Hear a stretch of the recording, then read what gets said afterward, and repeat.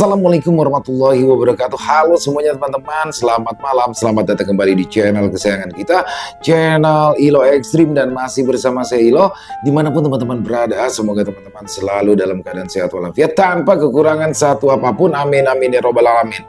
Dan pada kesempatan yang baik ini, saya akan membawakan satu kisah dari Residoria atau biasa dipanggil Bang Re. Ini kisahnya keren-keren banget nih teman-teman. Dan buat teman-teman yang suka baca ya, bisa mengikuti Twitter daripada Bang Re atau Residoria. Keren-keren banget. Kita sudah pernah ya beberapa kali bawain, tapi memang sudah hampir setahun Bang Re baru aktif lagi setelah hiatus. Dan ini kisahnya asli keren banget nih teman-teman ya. Sebelum kita masuk ke dalam kisahnya, buat teman-teman yang mungkin belum subscribe, bisa diklik dulu tombol subscribe. Jangan lupa lonceng notifikasinya dinyalakan agar teman-teman selalu mendapatkan notifikasi dari konten-konten yang akan kami upload di setiap harinya. Dan kami juga ingin mengucapkan terima kasih kepada seluruh teman-teman yang sudah selalu setia hadir, yang sudah selalu mendukung kami, karena teman-teman kami selalu bersemangat berkarya di setiap harinya. Dan oke, nggak pakai berlama-lama lagi, pasti udah nggak sabaran kan untuk masuk ke dalam kisahnya. Kita langsung saja masuk ke dalam kisahnya. Bunuh horor on. Misteri susu peminta tumbal, Tunjung Layu, Pangreah. Mentari sore memancarkan warna keemasan di antara hamparan sawah yang mulai menguning. Aroma tanah basah dan rerumputan liar bercampur dengan bau asap dari tungku kayu di kejauhan menciptakan kehangatan khas pedesaan. Dengan ransel lusuh tersampir di bahuku, aku berjalan menyusuri jalan setapak yang membelah sawah. Langkahku sedikit ragu, mataku menyapu ke sekeliling mencari sosok yang kukenal. Dari kejauhan, tampak seorang pria parubaya tengah mengikat batang padi yang baru dipanen. Tubuhnya tetap tegap meskipun sudah dihiasi kerutan di wajahnya. Topi caping usang melindungi kepalanya dari terik matahari yang mulai mereda. Aku mempercepat langkahku. "Kang Anwar," sapaku. Suaraku sedikit meninggi agar terdengar di tengah suara angin yang berbisik di antara dedaunan. Pria itu mendongak, mengernyitkan dahi sejenak, lalu matanya berbinar. "Kamu?" serunya, meletakkan ikatan padi di tangannya dan bergegas menghampiriku. Kami berpelukan erat, sebuah pelukan yang syarat akan kehangatan keluarga yang lama tak bersua. "Ya Allah, sudah besar begini kamu sekarang," kata Anwar sambil menepuk-nepuk bahuku. Matanya menelisik penampilanku. "Kirain mah gak jadi datang." Aku tersenyum lebar. "Mana mungkin gak jadi, Kang. Sudah kangen sekali sama suasana kampung halaman." Pandanganku kembali menyapu hamparan sawah. "Wah, panennya bagus ya, Kang." Anwar mengangguk bangga. "Alhamdulillah, berkah dari Yang Maha Kuasa. Ayo kita ke rumah. Bibi pasti sudah nunggu-nunggu kamu ini." Kami berjalan berdampingan menyusuri pematang sawah, meninggalkan jejak kaki di atas tanah berlumpur. Suara jangkrik mulai bersautan, melengkapi suasana alam pedesaan yang menyambut kedatanganku. Di kejauhan, siluet rumah kayu sederhana tampak hangat dengan cahaya temaram dari jendela. Aku menarik nafas dalam-dalam, menghirup udara segar yang terasa begitu berbeda dari hiruk-pikuk kota. Akhirnya aku kembali. Langkah kami semakin dekat ke rumah kayu itu. Cahaya dari jendela tampak semakin jelas, memancarkan kehangatan yang mengundang. Di beranda kecil, tampak seorang wanita parubaya duduk di kursi goyang. Siluetnya lembut diterpa cahaya lampu minyak. "Nah, itu Bibi," bisik Anwar, senyumnya mengembang. Jantungku berdebar sedikit lebih kencang. Ya, sudah bertahun-tahun lamanya sejak terakhir kali aku bertemu Bibi. Aku masih ingat jelas kehangatan peluknya dan aroma masakan khasnya yang selalu membuat perutku keroncongan.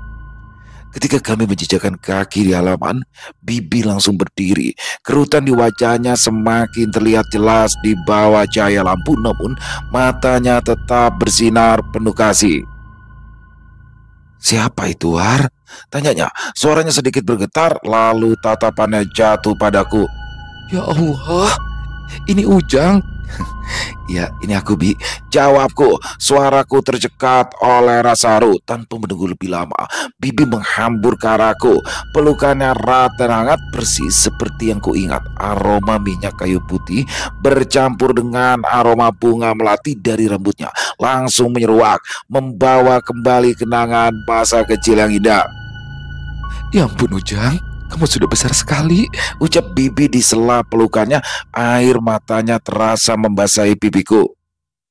Bibi kangen sekali sama kamu nak. Aku membalas pelukannya tak kalah erat.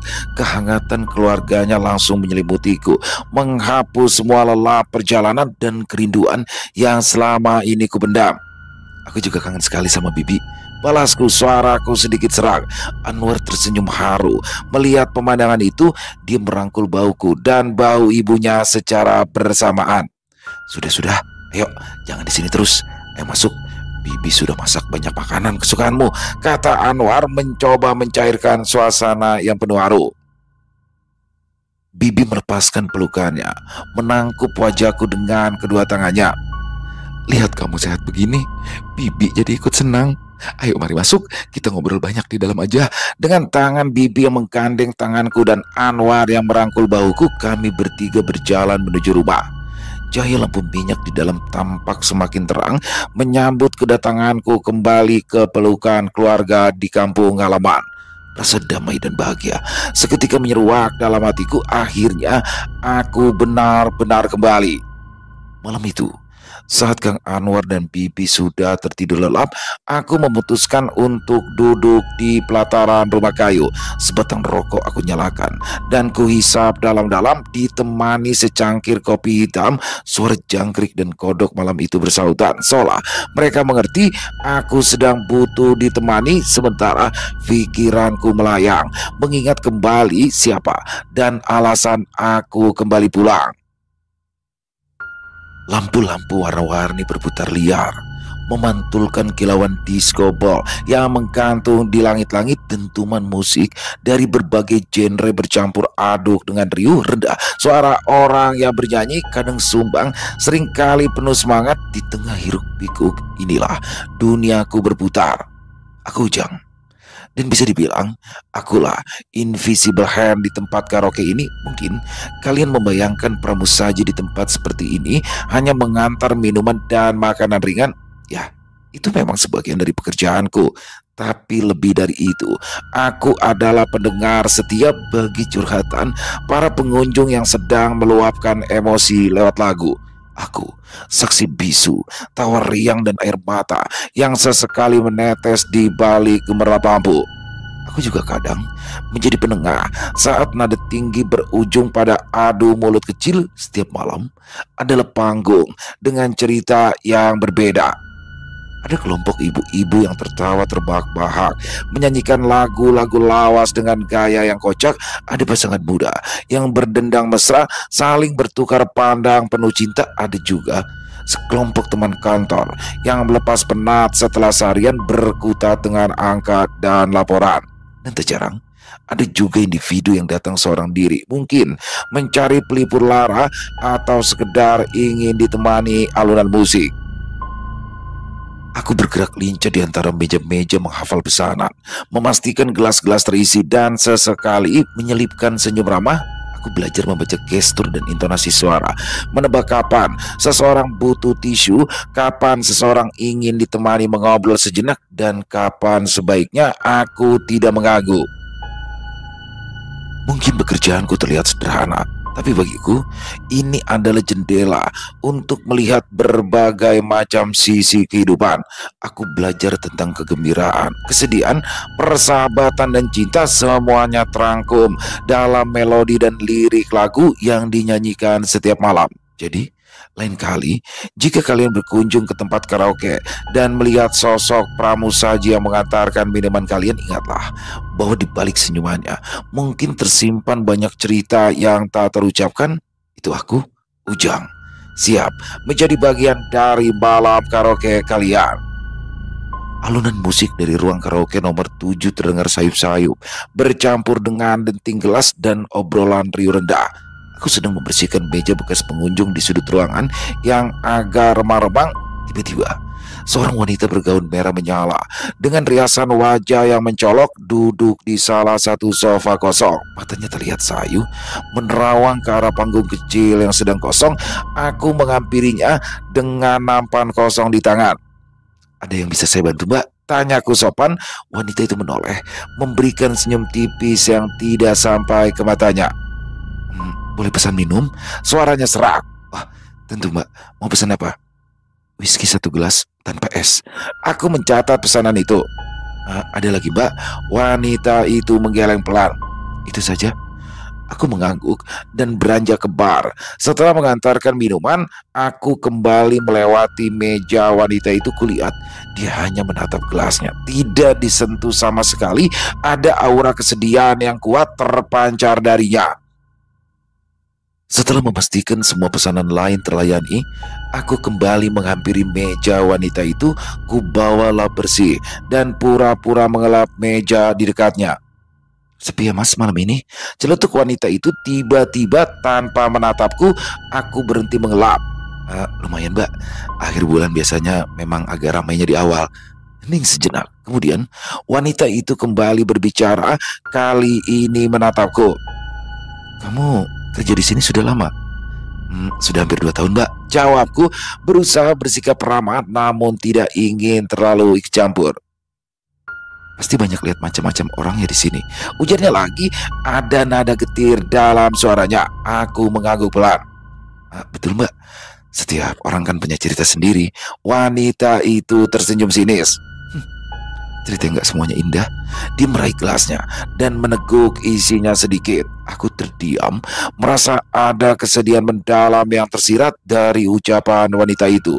Sebagai pramusaji, aku terbiasa mendengar berbagai macam keluh kesah, tapi ada sesuatu yang berbeda dari wanita ini. Kalau boleh tahu, Mbak, apa ada yang bisa saya dengarkan? Tanyaku pelan, mencoba menawarkan sedikit empati tanpa terlihat menggurui. Wanita itu menatapku sejenak, seolah menimbang-nimbang. Ada keraguan di matanya, namun ada juga sedikit harapan. Kamu gak jijik ngobrol sama perempuan seperti saya? Tanyanya lirik. Aku menggeleng pelan. Kenapa harus jijik? Kita semua sama-sama manusia. Suaranya lirih, awalnya ragu, namun perlahan mengalir seperti sungai yang meluap setelah bendungannya jebol. Dia bercerita tentang kerasa kehidupan, tentang impian yang tergerus realita, dan tentang pilihan-pilihan pahit yang terpaksa dia ambil. Di sela ceritanya, dia menyentuh pelan lehernya, tempat kalung tipis melingkar. Saya dulu percaya kecantikan bisa menjadi modal, ujarnya, pandangannya menerawang. Tapi ternyata modal itu ada harganya. Dia kemudian bercerita tentang seorang ibu yang menawarkannya jalan pintas, sebuah cara untuk memikat, untuk membuat orang bertekuk lutut. Awalnya dia ragu, tapi desakan kebutuhan membuatnya akhirnya menyerah. Katanya, ini bukan susuk biasa, ini lebih kuat, lebih mengikat. Bisiknya, suaranya bergetar. Dia meraih tanganku tiba-tiba, dingin dan sedikit gemetar. Lihat ini, katanya, menunjuk samar ke arah dagunya. Di bawah cahaya remang-remang, samar-samar terlihat seperti titik kecil yang berkilauan. Ini salah satunya. Lanjutnya, ada lagi di alis, di bibir. Katanya, biar tatapan saya nggak bisa ditolak, dan biar ucapan saya manis didengar. Aku terdiam, mendengarkan dengan seksama. Ya, aku pernah mendengar cerita-cerita tentang susuk, tapi belum pernah bertemu langsung dengan seseorang yang mengaku menggunakannya. Tapi ada syaratnya. Lanjutnya lagi, nada suaranya semakin rendah. Susuk ini butuh makan, butuh tumbal. Aku mengerutkan dahi, merasa ada yang tidak beres dengan ucapannya. Tumbal? Dia mengangguk pelan. Air mata mulai menggenang di pelupuk matanya. Awalnya saya nggak tahu. Mereka cuma bilang, akan ada yang pergi dari hidupmu. Saya berpikir, mungkin itu rezeki yang seret, atau pelanggan yang hilang. Suaranya tercekat. Ia menarik nafas dalam-dalam sebelum melanjutkan. Tapi ternyata bukan itu. Orang-orang terdekat saya Satu persatu sakit parah, meninggal. Aku terkejut mendengar pengakuannya. Maksud Mbak, susuk itu yang menyebabkannya? Dia mengangguk lemah. Saya nggak tahu pasti, tapi setelah saya pakai, kejadiannya seperti itu. Ibu saya sakit mendadak, lalu teman baik saya kecelakaan. Sekarang saya takut. Saya ingin lepas dari ini, tapi katanya tidak mudah. Dia kembali menyentuh kalungnya. Ini katanya pengikatnya. Kalau ini dilepas, bisa lebih buruk. Tiba-tiba, bulu kuduku merebang dari sudut mataku. Aku menangkap gerakan aneh di sudut ruangan yang remang-remang di antara tumpukan kardus minuman dan bayangan lampu disko yang berputar samar-samar terlihat. Sosok perempuan berdiri mematung, wajahnya pucat pasi dengan mata hitam legam yang menatap lurus ke arah kami. Rambutnya panjang terurai, menutupi sebagian wajahnya yang tirus. Dia mengenakan kebaya kuno dengan motif batik yang aneh, dan dari tubuhnya terpancar aura dingin yang menusuk. Sosok itu tampak seperti sinden, tapi bukan sinden biasa. Ada sesuatu yang menyeramkan, yang tidak wajar dari penampilannya. Wanita di depanku juga menyadarinya. Ia menelan ludah dengan susah payah, matanya membelalak ketakutan. Itu dia, bisiknya. Suaranya bergetar hebat. Dia selalu mengawasiku. Aku merasakan dingin menjalar di tulang belakangku. Di tengah hingar-bingar tempat karaoke ini terselip sebuah cerita kelam tentang pilihan yang membawa petaka. Wanita di depanku bukan hanya seorang pekerja seks komersial biasa, tapi juga seseorang yang terperangkap dalam lingkaran mistis yang mengerikan. Aku tidak tahu harus berkata apa, tapi aku tahu di balik riasan tebal dan gaun merah menyala ada ketakutan dan penyesalan yang mendalam. Malam ini aku tidak hanya mendengar keluh kesah biasa, tapi sebuah pengakuan dan pemandangan yang membuatku merinding. Jantungku berdegup kencang, memompa darah lebih cepat dari dentuman bas musik karaoke. Aku menatap sosok di sudut ruangan itu, berusaha memastikan apa yang kulihat itu nyata. Cahaya remang-remang memang bisa menipu mata, tapi aura dingin yang tiba-tiba menyelimuti area sekitar kami terasa begitu nyata. Mbak, siapa dia? Bisikku. Suaraku tercekat. Wanita itu semakin pucat. Air matanya kini benar-benar tumpah, membasahi pipinya yang sudah penuh riasan. Itu penjaga, jawabnya dengan suara gemetar. Dia marah karena saya bicara tentang ini. Sosok sinden itu tidak bergerak, tapi tatapan matanya terasa semakin intens, seolah menembus langsung ke dalam jiwaku. Aku merasakan tekanan di dadaku, sulit bernafas. Bau anyir samar-samar tercium di udara, bercampur dengan aroma bir dan parfum murahan. Kita harus diam, bisik wanita itu lagi, menarik lenganku dengan cengkraman erat. Jangan bicara apa-apa lagi tentang dia. Dia tidak suka. Aku menelan ludah, mencoba menenangkan diri. Ini tidak mungkin nyata. Ini pasti hanya halusinasi akibat kelelahan atau sugesti dari cerita seram yang baru saja aku dengar. Tapi rasa takut yang mencengkramku terasa begitu nyata. Aku mengalihkan pandanganku dari sudut ruangan, mencoba fokus pada wanita di depanku. Mbak, mungkin kita bisa cari bantuan. Ada orang pintar yang bisa membantu melepaskan susuk itu. Wanita itu menggeleng lemah. Sudah pernah dulu, tapi tidak berhasil. Ibu itu bilang, susuk ini sudah terlalu dalam mengikat. Kalau dipaksa lepas, akan bisa lebih berbahaya. Tiba-tiba saja, lampu di area sudut ruangan tempat sosok itu berdiri berkedip-kedip tidak beraturan. Suara dengungan pelan terdengar. Semakin lama semakin keras. Beberapa pengunjung di dekat sana mulai menoleh, tampak bingung dengan perubahan suasana yang tiba-tiba. Wanita itu semakin panik. Dia mencengkram tanganku lebih erat.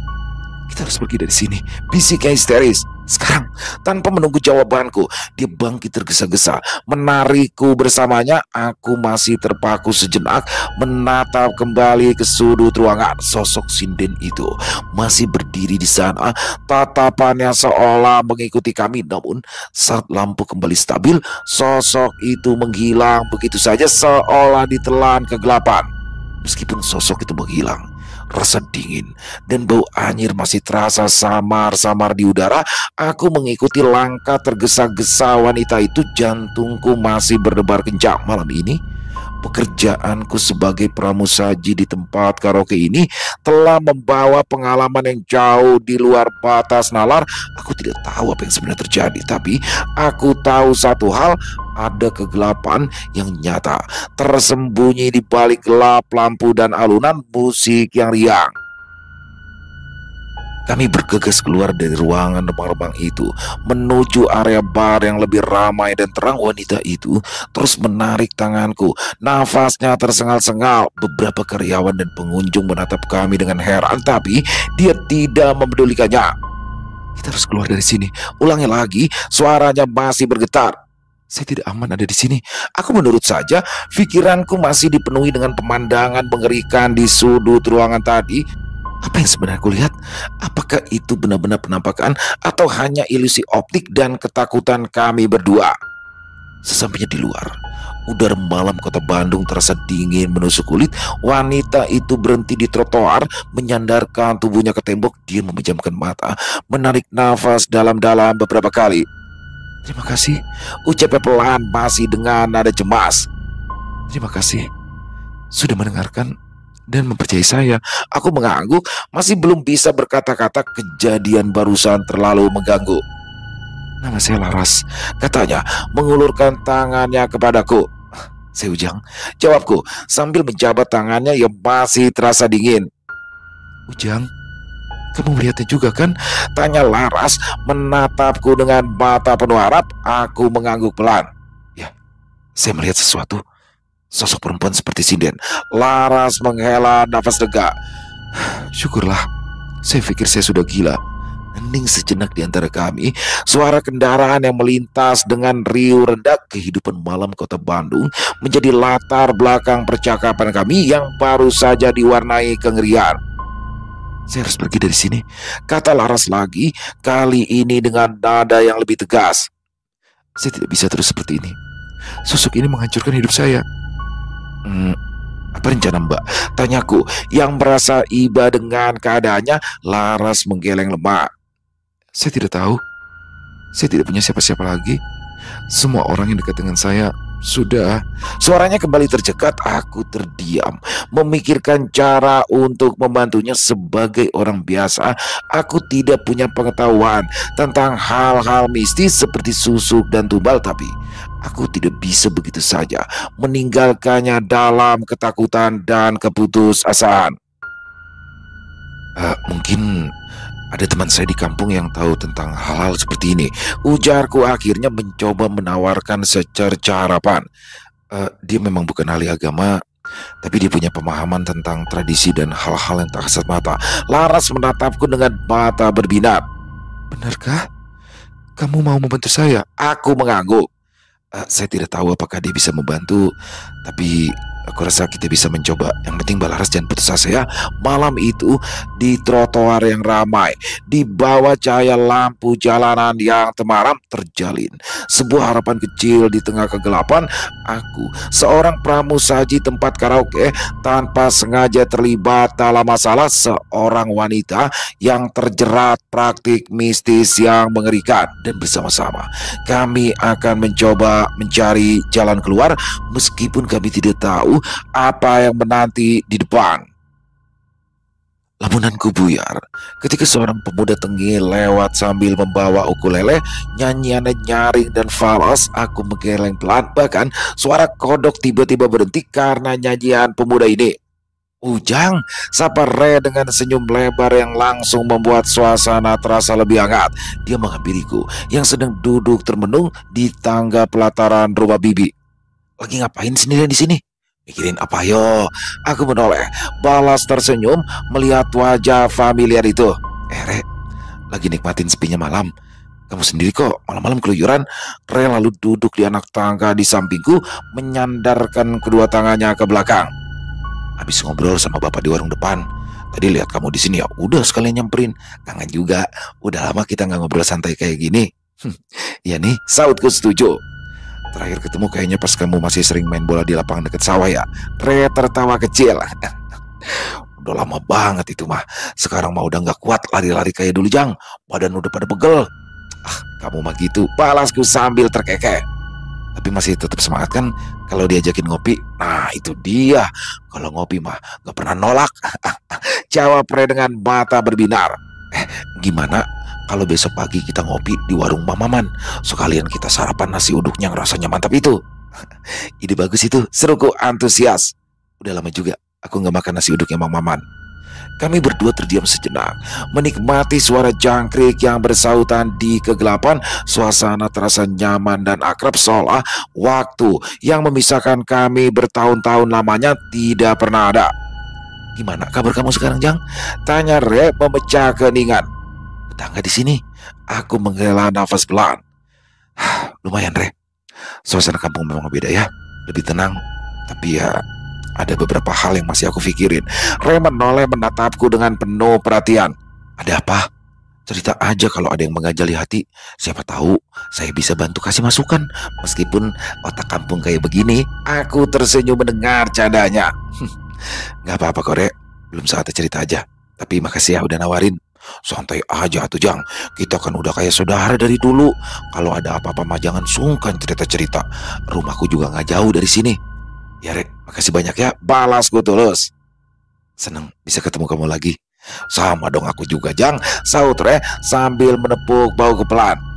Kayaknya mah kita emang harus lebih sering ngobrol kayak gini, biar gak kangen-kangen amat sama masa lalu. Kami berdua tertawa pelan malam itu. Di pelataran rumah Bibi, di bawah langit bertabur bintang, persahabatan lama yang sempat renggang kembali terjalin dengan hangat. Pertemuan yang tidak terduga ini membawa rasa nyaman dan mengingatkanku pada akar dan kenangan indah di kampung halaman. Mentari pagi menyapa dengan sinarnya yang lembut, menerobos celah daunan di sekitar warung Mang Maman. Aroma nasi uduk yang gurih bercampur dengan bau kopi yang baru diseduh menciptakan suasana sarapan yang menggugah selera. Aku dan Re duduk bersebelahan di bangku panjang kayu di hadapan piring-piring yang mengepul dengan nasi uduk, ayam goreng renyah, tahu dan tempe bacem, serta sambal terasi yang menggoda. Wah, beneran mantap nasi uduk Mang Maman ini ya, Jang, kata Re sambil mengunyah dengan lahap. Gak berubah dari dulu rasanya. Aku mengangguk setuju, menikmati setiap suapan. Iya Re, rasanya bikin kangen kampung halaman. Setelah beberapa saat menikmati sarapan dalam diam, aku merasa ada sesuatu yang mengganjal di benakku. Ya, pertemuan dengan Laras dan cerita mengerikannya tentang susuk yang membutuhkan tumbal itu masih terngiang. Aku melirik Re yang tampak santai menikmati kopinya. Re, panggilku ragu-ragu. Re menoleh mengangkat alisnya. Ya, kenapa, Jang? Apa kurang enak? Enggak. Nasi uduknya enak banget kok, jawabku cepat. Cuma anu naon? Tanya Re menaruh cangkir dan menatapku dengan penuh perhatian. Aku menarik nafas dalam-dalam, mencoba merangkai kata-kata yang tepat. Kamu tadi malam kan sempat bilang kalau di kampung sini ada orang pintar yang ngerti sama hal-hal gituan. Re tampak berpikir sejenak, lalu ia mengangguk pelan. Maksud kamu teh yang bisa nyembuhin orang sakit karena kiriman atau hal-hal mistis lainnya? Aku mengangguk lagi, kali ini lebih mantap. Ya, yang seperti itu. Apa kamu kenal? Re mengerutkan dahinya. Kenal sih, kenal beberapa. Dulu mah waktu kecil, kalau ada yang sakit aneh-aneh, biasanya dibawa ke salah satu dari mereka. Tapi kenapa kamu tiba-tiba nanya soal itu, Jang? Aku sedikit gugup. Enggak. Cuma penasaran aja, di kota kan jarang nemuin yang kayak gitu. Re menatapku dengan tatapan menyelidik. Serius cuma penasaran? Kayaknya mah ada yang lain ini nih. Cerita aja tuh, Jang. Siapa tahu aku bisa bantu. Aku menghela nafas lagi, merasa tidak enak untuk menceritakan masalah Laras yang begitu pribadi dan sensitif. Namun, aku juga merasa Re mungkin bisa memberikan petunjuk atau bantuan. Sebenarnya ada teman yang baru aku kenal. Dia punya masalah yang agak berat. Katanya sih ada kaitannya sama hal-hal seperti itu. Ujarku akhirnya, berusaha berhati-hati dalam memilih kata. Re terdiam sejenak, menatapku dengan serius. Masalah berat seperti apa sih, Jang? Kalau dia percaya sama hal-hal kayak gitu mah, mungkin memang ada baiknya dicoba cari bantuan ke orang pintar yang ada di sini. Aku mengangguk pelan. Ya, dia ingin terlepas dari masalah itu. Ray tampak berpikir keras. Ada beberapa orang yang lumayan terkenal di kampung sekitaran sini. Ada Pak Salim di ujung desa, katanya mah ilmunya lumayan. Terus ada juga Bu Siti yang tinggal deket kuburan lama. Katanya dia mah lebih ngerti soal ngelepas ikatan yang begituan. Aku mendengarkan dengan seksama, merasa ada secerca harapan. Kamu kenal mereka, Re? Kenal sekedar tahu aja, belum pernah berurusan langsung, Jang.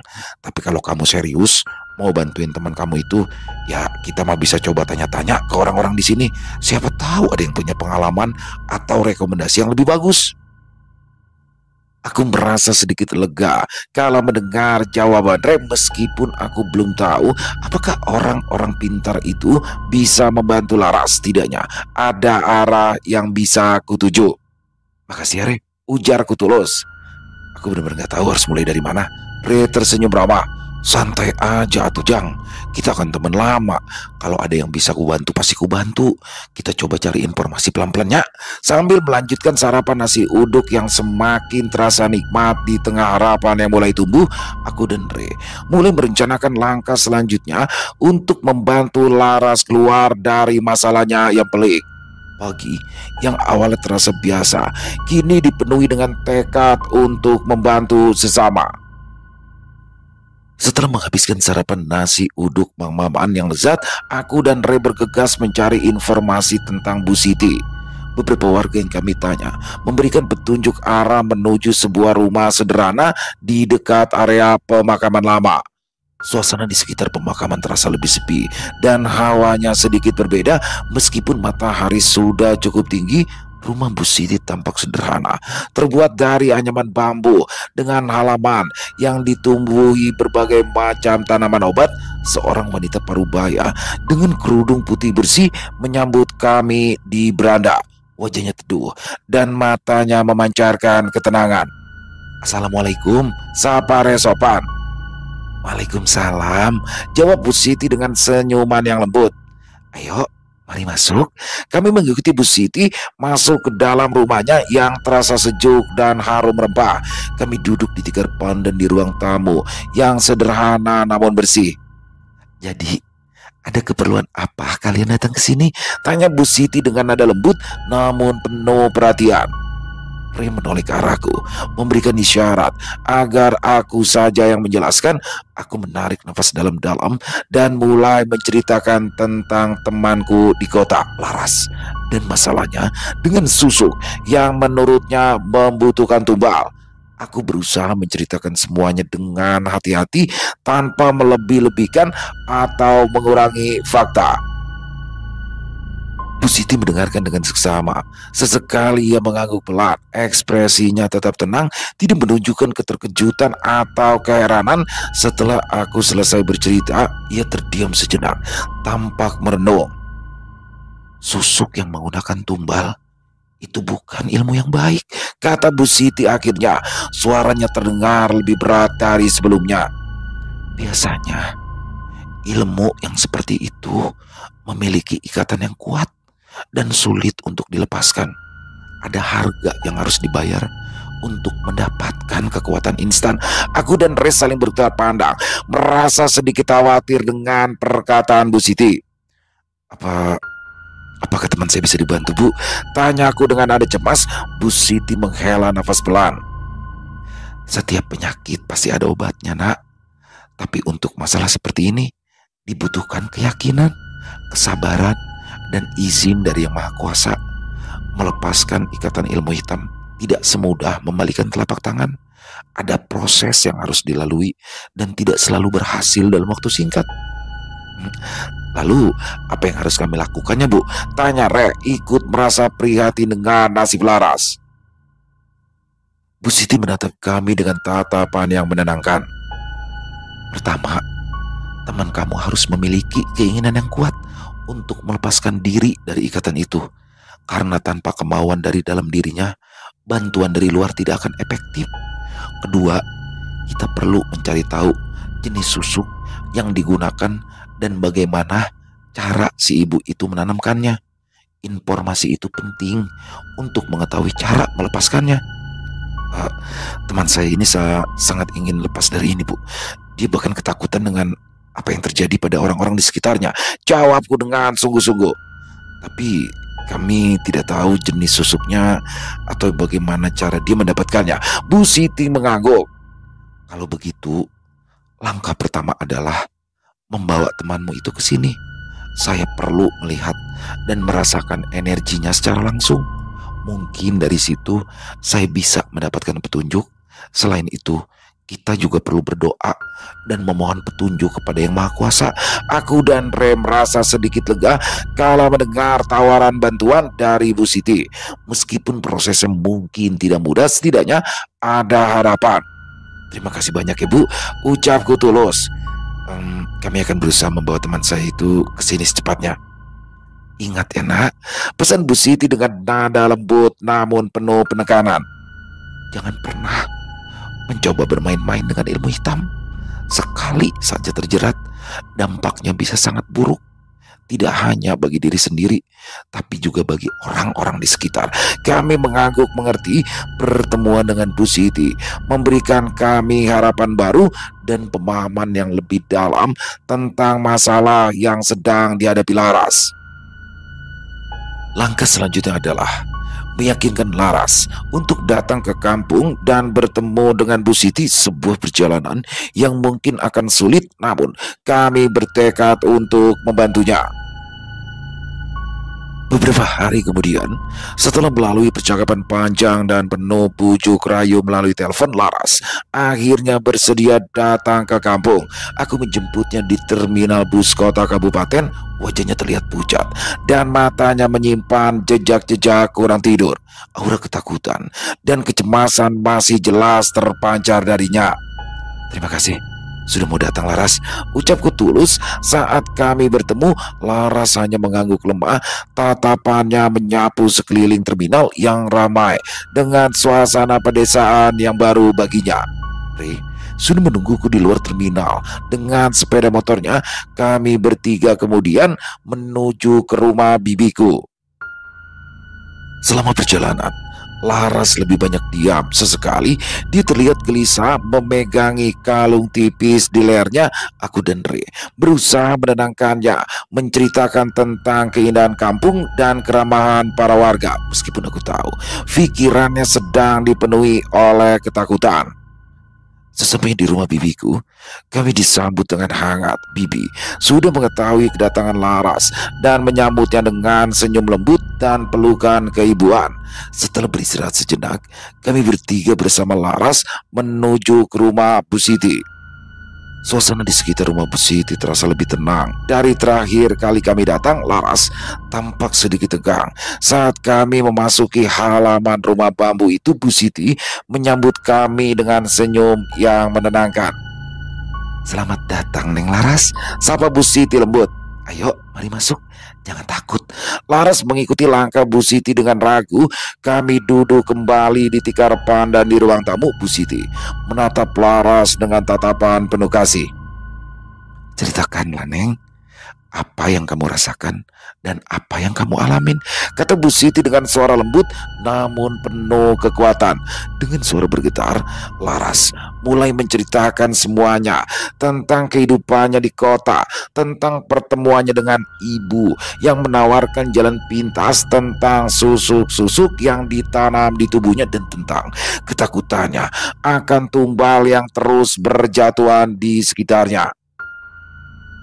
Air mata Laras tak terbendung saat ia menceritakan penyesalannya dan keinginannya yang kuat untuk lepas dari ikatan ilmu hitam itu. Bu Siti mendengarkan dengan penuh perhatian, sesekali mengangguk dan memberikan sentuhan lembut di tangan Laras. Setelah Laras selesai bercerita, Bu Siti menarik nafas dalam-dalam.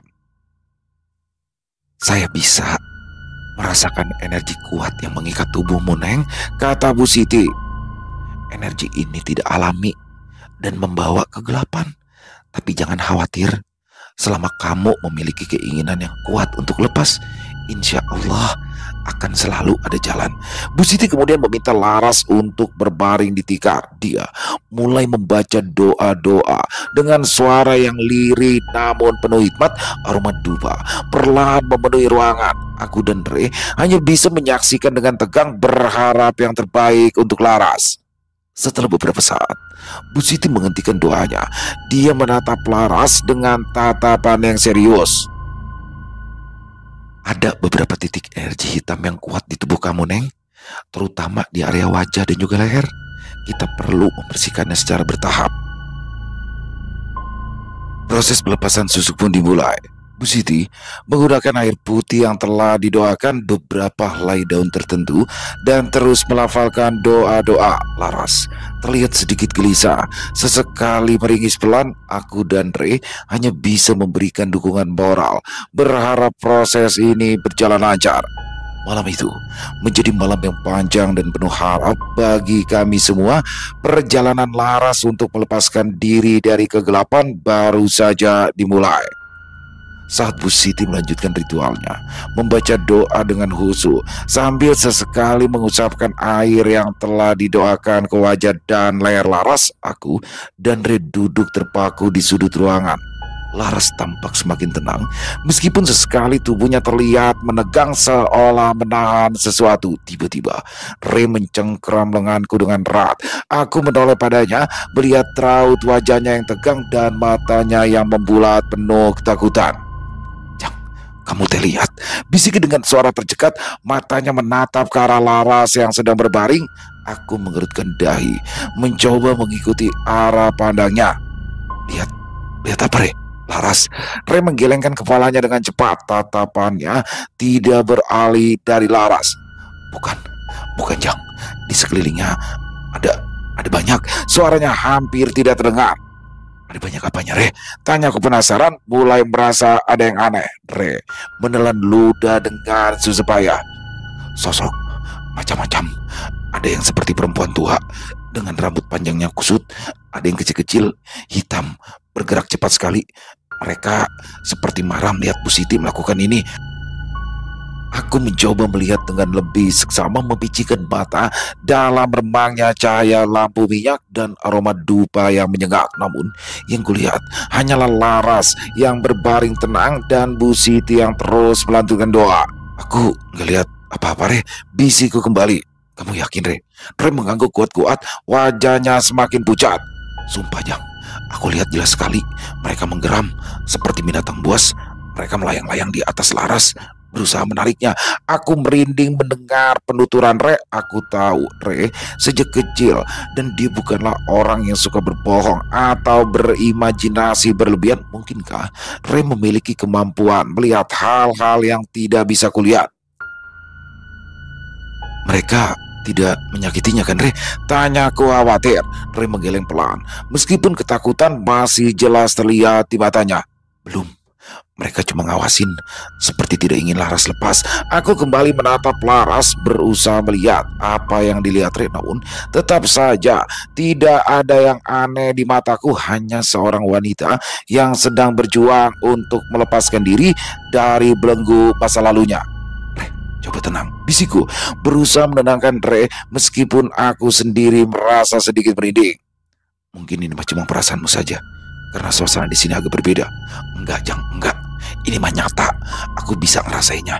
Udara di sini jadi dingin sekali." Sanggare dia menggigil kecil. Meskipun suhu ruangan tidak terlalu dingin, aku terdiam, tidak tahu harus berkata apa lagi. Aku percaya pada Re, tapi mataku tidak melihat apa yang dia lihat. Mungkin memang ada dimensi lain yang tidak bisa kujangkau dengan mata biasa. Sementara itu, Bu Siti terus melanjutkan ritualnya, seolah tidak menyadari kengerian yang sedang disaksikan oleh Re di sudut ruangan. Adegan ini semakin menegaskan betapa berat dan rumitnya masalah yang dihadapi Laras. Sebuah pertarungan yang tidak hanya terlihat secara fisik, tapi juga melibatkan kekuatan-kekuatan gaib yang mengelilinginya. Ketegangan di ruangan semakin mencekam. Bu Siti masih khusyuk melafalkan doa sementara aku berusaha menenangkan Re yang tampak pucat pasi. Matanya terus terpaku pada sosok-sosok tak kasat mata yang ada di sekeliling Laras. Tiba-tiba mata Re membelalak lebih lebar. Dia mencengkram lenganku semakin kuat. Kukunya terasa menusuk kulit. Jang, yang itu, bisiknya tercekat menunjuk ke arah sudut ruangan yang agak gelap di belakang Bu Siti. Aku mengikuti arah pandangnya dengan jantung berdebar di sana samar-samar. Aku merasakan kehadiran yang berbeda. Udara di sekitar sudut itu terasa lebih dingin dan bayangan-bayangan tampak bergerak lebih pekat meskipun mataku tidak bisa melihat dengan jelas. Ada aura mengancam yang kuat terpancar dari sana. Ada apa, Re? Sosok apa? Bisikku balik, merasakan bulu kuduku mulai meremang. Re tidak menjawab. Wajahnya berkeringat, bibirnya bergerak-gerak tanpa suara seolah sedang mengucap mantra atau berusaha menahan diri. Tatapannya terkunci. Pada kegelapan di sudut ruangan, tiba-tiba saja Re tersentak keras, tubuhnya menegang dan matanya memandang kosong ke arah depan. Dia mengeluarkan suara erangan tertahan seperti sedang menahan sakit yang luar biasa. Re, kamu kenapa, Re? Aku mengguncang tubuhnya pelan, panik melihat reaksinya yang begitu ekstrim. Re tidak merespon, nafasnya tersengal-sengal dan otot-otot wajahnya menegang. Kemudian dengan gerakan yang tiba-tiba dan kuat, dia berusaha menarik tangannya dariku. Lepaskan aku, Jang. Lepaskan. Dia menarikku, Jang. Bisiknya dengan suara serak penuh ketakutan. Aku semakin panik. Aku tidak melihat siapapun yang menarik Re, tapi reaksinya begitu nyata, begitu ketakutan. Aku berusaha menahannya, tidak ingin dia melakukan sesuatu yang membahayakan dirinya sendiri atau mengganggu ritual Bu Siti. Re, tenang, Re. Gak ada siapa-siapa di sini. Kamu cuma ketakutan. Ujarku berusaha meyakinkannya meskipun aku sendiri mulai merasa ada sesuatu yang tidak beres. Namun Re semakin memberontak. Kekuatan yang ia keluarkan terasa tidak wajar. Matanya berkaca-kaca dan keringat semakin deras membasahi wajahnya. Dia kuat sekali, Jang. Dia mau membawaku, Jang. Rintih Re. Suaranya bercampur dengan isakan tertahan. Tiba-tiba saja Re tersentak lagi. Kali ini kepalanya tertunduk dan tubuhnya lemas. Namun kemudian dia mengangkat kepalanya perlahan dan tatapan matanya berubah. Tidak ada lagi ketakutan di sana. Yang ada hanyalah kekosongan yang dingin dan mengancam. Suaranya yang keluar kemudian bukan lagi suara Re yang ku kenal. Suaranya lebih berat, lebih serak, mengandung nada yang penuh amarah. Jangan ikut campur manusia lemah. Kalian tidak akan bisa melepaskannya. Dia milik kami. Aku terkejut, merinding mendengar suara itu. Ya, itu bukan suara Re. Ada kekuatan jahat yang jelas-jelas merasukinya. Aku menatap Bu Siti dengan panik, berharap ia menyadari apa yang sedang terjadi. Bu Siti tampaknya merasakan perubahan energi di ruangan itu. Dia menghentikan doanya, menoleh ke arah kami, dan raut wajahnya yang tadinya tenang kini menunjukkan kekhawatiran yang mendalam. Dia menatap Re, yang kini terlihat seperti orang lain, dengan tatapan kosong dan aura mengancam. Re, ini bukan kamu, ucap Bu Siti dengan suara tegas namun penuh kehati-hatian. Pergi. Kamu tidak punya hak di sini. Sosok dalam tubuh Re tertawa sinis. Hak? Kami sudah lebih dulu ada di sini. Dan perempuan ini sudah terikat dengan kami. Kalian tidak bisa memutusnya. Ketegangan semakin memuncak. Aku tidak tahu apa yang harus kulakukan. Temanku dirasuki oleh entitas jahat dan kami berada di tengah ritual pelepasan susuk yang tampaknya tidak disukai oleh kekuatan yang mengikat Laras. Pertarungan yang sebenarnya baru saja dimulai. Bu Siti berdiri, tubuhnya merapat dan tatapannya terkunci pada Re yang kini dikuasai entitas jahat. Kamu hanyalah bayangan kegelapan. Kekuatan cahaya akan mengusir kamu dari tempat ini, ucap Bu Siti dengan suara bergetar namun penuh keyakinan. Dia kembali melafalkan doa-doa, kali ini dengan nada yang lebih tinggi dan penuh penekanan. Sosok dalam tubuh Re meringis kesakitan, tangannya mencengkram kepalanya sendiri, tubuhnya menggeliat tidak karuan. Suara geraman rendah keluar dari mulutnya bercampur dengan rintihan Re yang seolah terjebak di dalam tubuhnya sendiri. Jangan sakit, raung sosok itu melalui bibir Re. Aku berdiri di samping Re, merasa tak berdaya. Aku ingin membantunya, tapi aku tidak tahu bagaimana caranya melawan kekuatan gaib yang sedang merasukinya. Aku hanya bisa menggenggam tangannya erat, berharap kehadiranku bisa memberikan sedikit kekuatan bagi Re. Cahaya lampu minyak di ruangan itu berkedip-kedip semakin cepat, menciptakan bayangan-bayangan yang menari liar di dinding. Aroma dupa semakin kuat, bercampur dengan bau anyir yang kembali tercium samar-samar. Sosok dalam tubuh Re tiba-tiba menatapku dengan mata merah menyala. Tatapan itu penuh kebencian dan amarah.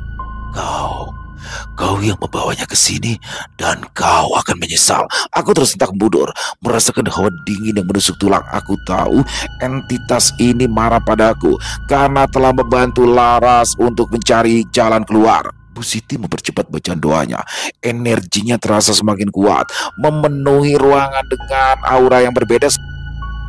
Sosok dalam tubuh Re semakin lemah, cengkramannya di kepalanya mengendur dan raungannya berubah menjadi rangan putus asa. Pergi, ini bukan tempat kamu, seru Bu Siti dengan suara lantang. Tiba-tiba tubuh Re menegang untuk terakhir kalinya, kemudian dia ambruk lemas di lantai. Aku segera berlutut di sampingnya, memeriksa keadaannya.